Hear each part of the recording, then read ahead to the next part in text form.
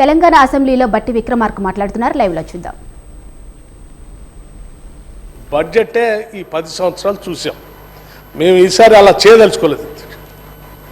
Budget మనం ఏదైతే అంచనాలు వేస్తామో ఆ వేసిన బడ్జెట్ ఖర్చు కూడా దాదాపు ఒక 5% మ్యాచింగ్ ఉంటే 5-6% కంటే తేడా లేకుండా ఉండేటట్టుగా చూడాలనేది మా ఆలోచన. అందుకోసమే మీరు గతంలో బడ్జెట్ మీరు ప్రవేశపెట్టినప్పుడు ఆ బడ్జెట్ దాదాపు ఒక 3 లక్షల కోట్ల దాకా మీరు బడ్జెట్ ప్రవేశపెట్టారు. దాన్ని కుదించి మేము ఈసారి చాలా తక్కువతో బడ్జెట్ ప్రవేశపెట్టినప్పుడు చాలామంది ఎందుకు మీరు బడ్జెట్ని తగ్గిస్తూ ఉన్నారు, ఈ రకంగా తగ్గించడం వల్ల ఇది మీరు సరైన బడ్జెట్ కాదని అంటారేమో. ఉన్నప్పుడే రేపొద్దున భవిష్యత్తులో ఇబ్బందులు లేకుండా రాష్ట్ర పాలన జరుగుతుందనే ఆలోచనతోనే మేము 2,75,891 కోట్లకి బడ్జెట్ను ప్రవేశపెట్టాము అధ్యక్ష.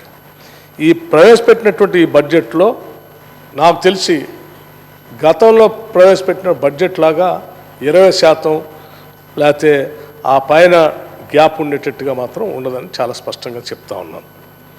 మీరు ఒకసారి ఆలోచన చేయండి అధ్యక్ష. 2014-15 దగ్గర నుంచి మొదలు పెడితే 2022-23 వరకు, సరే 23-24 వరకు కూడా, సరే అది ఇంకా కాలేదు, ఇంకొక 1 నెల 2 నెలల దాకా టైం ఉంది. సో 2014 నుంచి తీసుకుంటే అప్పుడు ప్రవేశపెట్టినటువంటి బడ్జెట్ 1,638 కోట్ల అధ్యక్ష. ఎక్స్పెండిచర్ వచ్చి కేవలం 62,306 కోట్లు మాత్రమే చేశాం.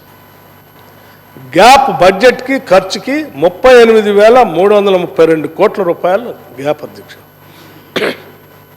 1,00,000 కోట్లలో రమారవి 40 కోట్లు ఆదాయమే లేకుండా బడ్జెట్ ఖర్చు పెడితే ఎంత ఇబ్బంది ఉంటుందో ఒకసారి గౌరవ ప్రతిపక్ష నాయకులంతా కూడా ఆలోచించారు.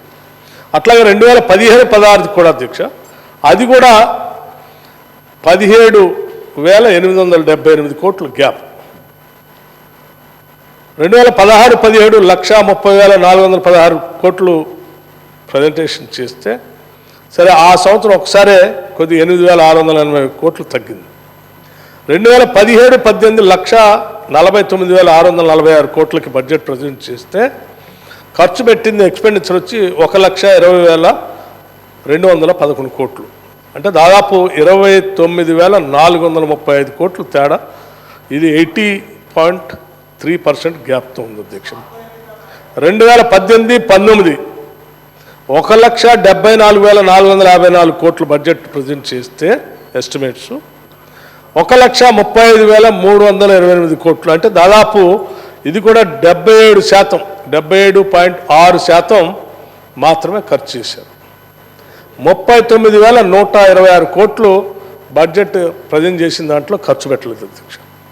2019-20కి వచ్చి 1,46,492 కోట్ల రూపాయలు బడ్జెట్ ఎస్టిమేషన్ ఇస్తే, సరే 1,42,857 కోట్లు ఈ ఒక్క సంవత్సరం కూడా కొంత 3,635 కోట్లు వరకే పరిమితం అయ్యి ఆగిపోయింది అధ్యక్ష.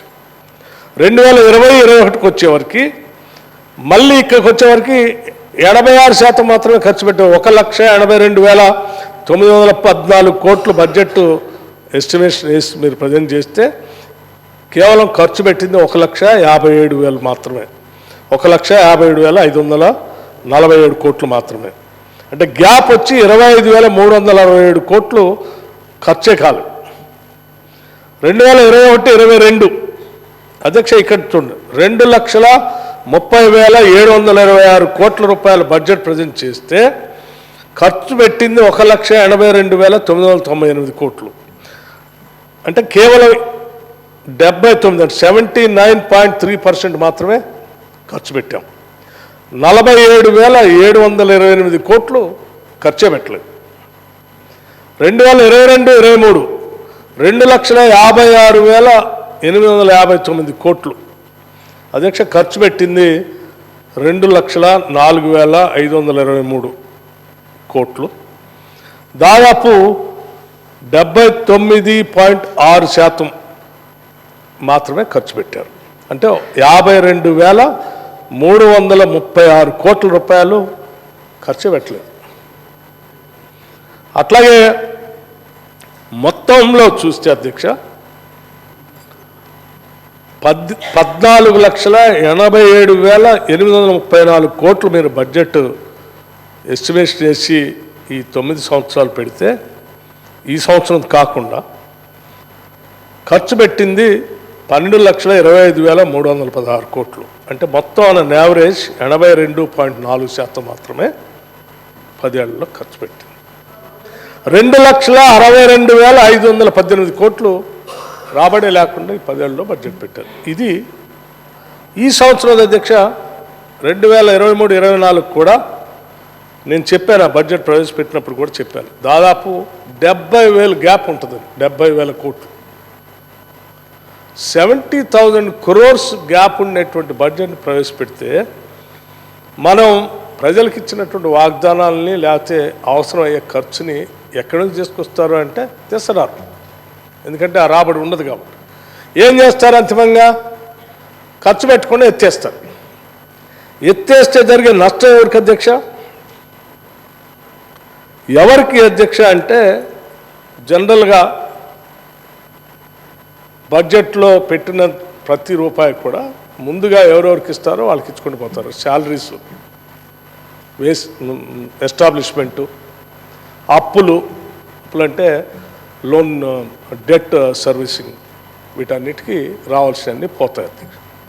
పోయిన తర్వాత అంతిమంగా ఎవరు మిగులుతారంటే డబల్ బెడ్రూమ్ ఇల్లోళ్ళు, 3 ఎకరాల భూమోళ్ళు, లేకపోతే ఇంకో హామీ ఇచ్చి చేస్తామని చెప్పినటువంటి వాళ్ళు, ఇలా పేద ప్రజల కోసం ఏ పథకాలు అయితే, ఉదాహరణకి దళిత బంధు లాంటి పథకం, ఇటువంటివన్నీ ప్రకటించేస్తారు బడ్జెట్లో.